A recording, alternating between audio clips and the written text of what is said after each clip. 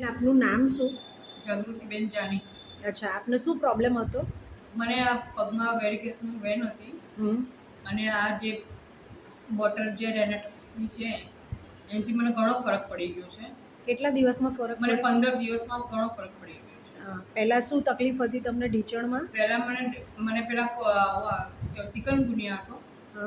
ચિકનગુનિયામાંથી મને થોડી આ પગમાં ઇફેક્ટ થઈ છે અને પછી આ ગ્રીન નસો બધી પાછળ દેખાવા માંડી છે.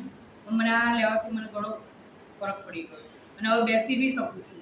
અને આની પહેલા તમે કોઈ દવા કરાવેલી છે? હા, મેં દવા બી કરાવેલી છે પણ મને કોઈ ફેર ના પડે. અમારા હસબન્ડ બી એમાં જ છે, મેડિકલમાં જ છે, પણ તો બી મને એનો કોઈ ફરક ના પડે.